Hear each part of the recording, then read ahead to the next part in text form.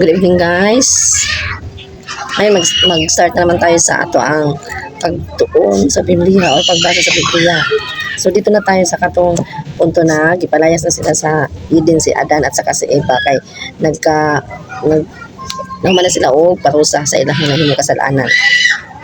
So dito na tayo sa chapter 3 verse 24. Pinalayas nga siya ng Diyos at sa dakong silangan ng hanamanan ng Eden ay nagbigay ng Diyos ng bantay ng kerubin. Nagbigay rin siya ng espadang nagninigas na umiikot sa lahat ng panig upang hindi malapitan ninuman ang punong kahoy ng buhay.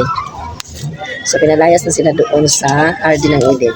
So ngayon si Cain nung nanganak na si Eva kay Adan. Sinipingan ni Adan ang kanyang asawa at ito'y nagdalang tao na.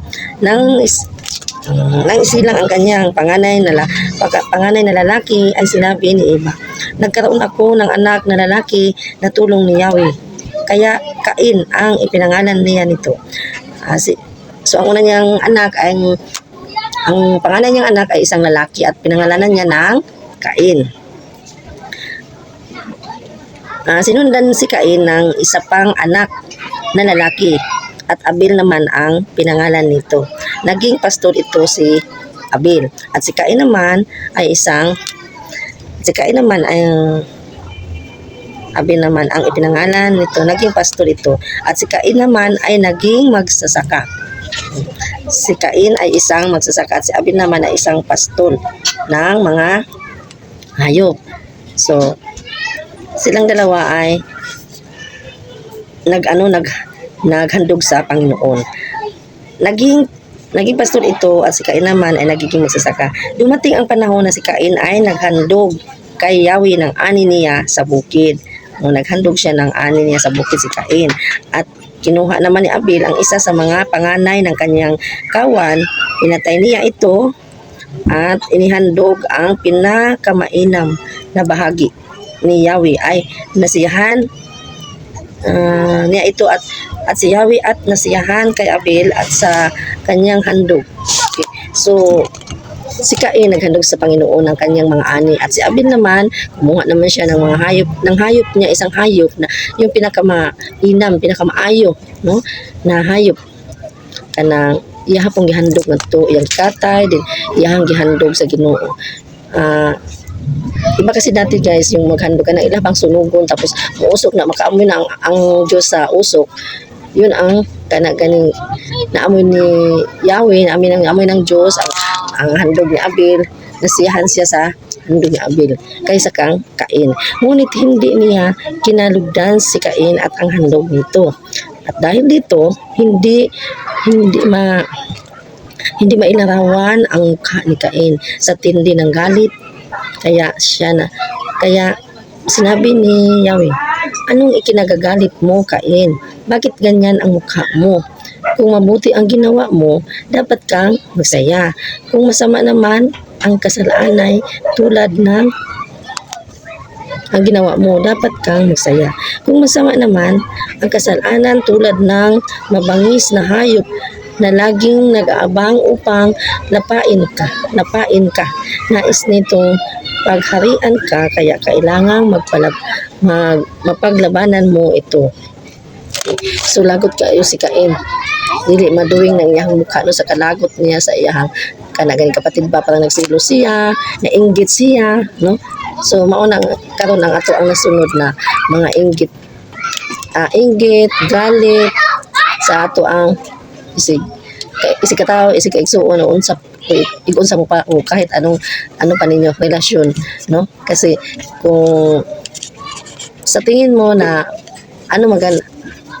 maano yung mga kanagay kapwa mo ba, kaya nandoon nasunod natin doon sa kay Cain at sa kay Abel ang pagkagalit, pagkainggit, no? Hindi maduwing ang iyang mukha sa sige niyang kakusmaod lang niya pirmi kay tungod sa iyang kalagot nga ang iyang mga handog wa nagustuhan sa Ginoo ug kang Abel mao nagustuhan, mao nang nainggit si maayo kang Abel. Tapos Isang araw, niyaya ni Cain ang kanyang kapatid. As kalagot niya ha. So, pero magkapatid sila. So, tungod sa kalagot, tungod sa kainggit, kay nainggit siya sa iyang kanang igsuon, sa iyang manghod, nga maoy na nagustuhan ba? Maoy nagustuhan sa Ginoo ang mga abot ni ini. Nga sa iya wala ang mga handog niya.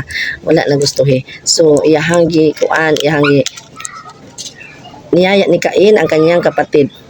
Sabi niya, Abil, pumunta tayo sa bukid. Sumama naman ito, ngunit pagdating nila sa bukid ay pinatay ni Cain si Abil.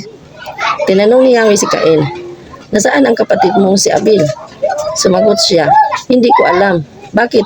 Ako ba'y tagapag-alaga ng aking kapatid? Okay.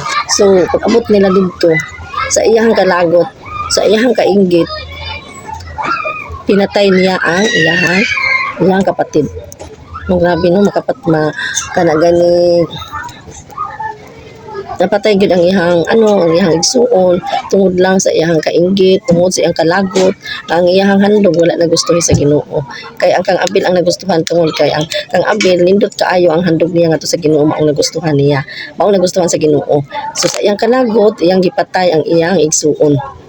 Igsuon pagay na no labi na kanaganing kuan labi na ang ibang tao. Mauna nga naaron ang kainggit, na ang pagpatay tungod sa kalagot, tungod sa kanang kasilos, mauna siya karon na ang nasunod nato. Kay tungod sa una pa lang si Cain at saka si Abel, naa na ang kanaganing batasan ang ugali na pagkainggit, pagsilos, tungod kay wa nagustuhi ang iyahang, wa nagustuhi sa Ginoo ang iyahang kuan, ang iyahang handog. Bakit? At sinabi ni Yahweh, Cain, ano itong ginawa mo? Sumisigaw sa akin mula sa langit, mula sa lupa ang dugo ng iyong kapatid at humihingi ng katarungan. Sinusumpa kita ngayon at hindi mo na maaaring mungkalin ang lupa dahil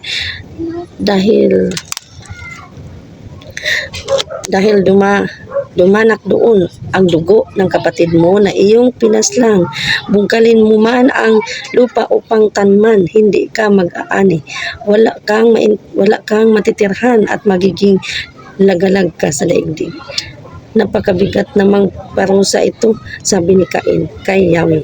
Ngayong pinapalayas mo ako sa lupaing ito upang malayo sa iyong paningin at maglagalag sa daigdig. Papatayin ako ng sino mang makakakita sa akin.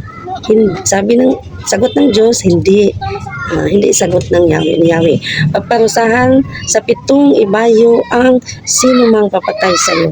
Kaya nilagyan ni Yahweh ng palatandaan si Cain upang maging babala sa sino man na ito'y hindi dapat patayin. Iniwan ni Cain si Yahweh at tumira siya sa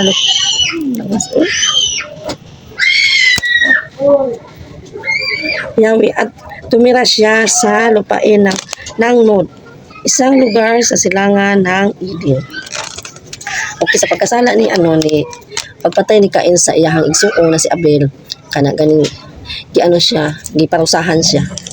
Ang sabi, gisumpa siya. Ang sabi niya, ang unsa man ni ang imong gibuhat, ano pa tong ginawa mo, Cain? Bakit pinatay mo yung kapatid mo? Narinig ko dito sa lupa ang dugo ng kapatid mo na nagsumbong. Ano ba yun? Nagsumbong? Bungkalin ito. At sinabi niya, Cain, ano itong ginawa mo? Sumisigaw sa akin mula sa lupa ang dugo ng iyong kapatid at humingi ng katarungan. Okay.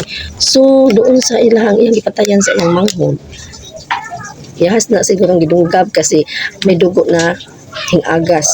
O, ganing kuan ang dugo ni Cain nga nag sa yuta.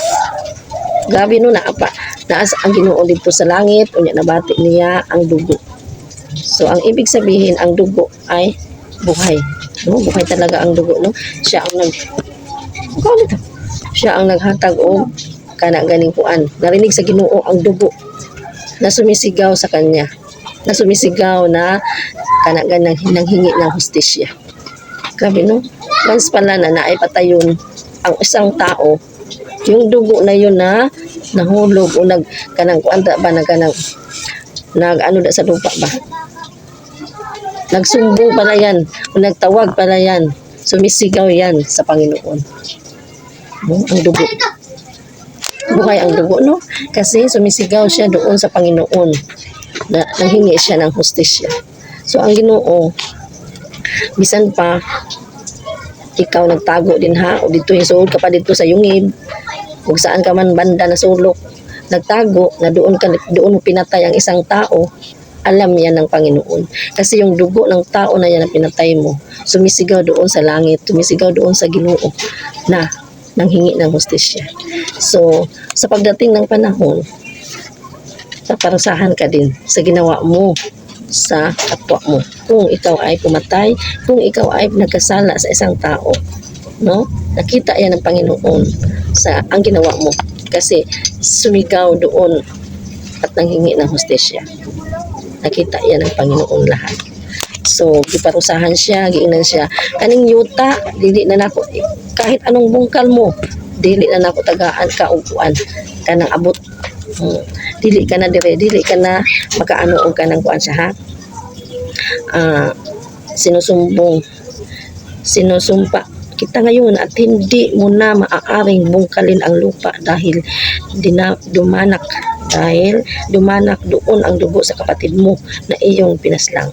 Bungkalin mo man ang lupa upang tamnan hindi ka mag-aani. Grabe, no? Oh, grabe. Bisa kung saan yung tugdaro, taniman niya, di na siya paanihon. Kaya tungod, gisumpas siya sa Ginoo, giparusahan siya sa iyang gibuhat. Kaya grabe ang iyang gibuhat, gipatay niya iyang isuol. So, nasuko maayo ang Ginoo sa iya. So, guys, kung mauna ang ato ang gibuhat, mauna ang atong nabuhat, dili na tulog ang Ginoo. Darating na darating, maabot gyud na ikaw parusahan sa Ginoo sa imong gibuhat kay tungod nakakita ang Ginoo sa atong gibuhat na dautan. So lagot kaayo ang Ginoo, sumpa niya ug ihang parusahan ang tawo nga magkasala. Giano siya, yung gani nagreklamo pa si Kain, kabugat naman ana ang imong parusas ko ang Ginoo, di pag ikunin mo tagag-abot sa ako ang kalon niya, pag ihatag mo abot unya ayo pag ikupalayason unya asa magsige ko blackout dito sa layong lugar niya wa sila kailas ko niya ilang patyon. So yung imong pud ang Ginoo sa iya bisan pa man naana siya bisan pa man giparusahan siya, pero giingnan siya sa Ginoo na wala mo patay sa imo kay tagaan ko niya og 7 ka sumpa ang patay sa imuha. So wala mong patay tungod kay murag kabiran siya sa Ginoo habang naglakaw siya, kabiran paghapon sa Ginoo kay tungod ang tao pinangga sa Ginoo bisag unsa pagkakasala sa Ginoo naa pagika luoy pagpangga ang Ginoo. Nagisumpa na si Adan ug si Eva gisumpa na to sila pero himuan paghapon sila damit gipapahawa sila sa Eden pero kanang gani dili gitotally na kanang gid parusahan bisan giparusahan kana dili gitotally lagi sa likoy na kita sa Ginoo. Si Kain naman gisa likoy siya gipapahawa siya dito nya mo to nagreklamo gani siya nga isusuroy ko dito unya makitaan ko nila wa man sila kailas papatyon ko nila. So tagaan siya og kanang spiritual nga kanang guard sa iyang katawan nga dili siya patyon.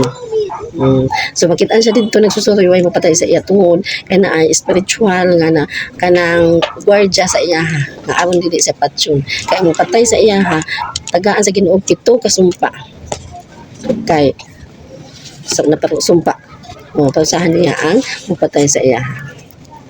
So mauna grabe no kung once na magkasata tagaan gyud ta sa Ginoo og sumpa. So bisan unsa pa man nga nahimahimo nato sa bisan unsa pa man nato pagtago pero naa ang Ginoo nakakita tagaan gyud tag sumpa maabot gyud nga tagaan gyud tag sumpa sa nahimo natong kasalanan. So duha na nga sige sumpa sila sa iyang mama o sa iyang papa sa Adan sa Eva nya ang mga anak na po maog gihapon gisumpa gihapon. So dito lang muna tayo guys hanggang sa susunod nato na video doon na naman tayo sa kagipalayas na to siya sa Eden. So bukas na naman doon na naman tayo sa kanang sa sa part ni Kain kung asa na to siya napunta. Thank you for watching guys. God bless you all. Bye bye.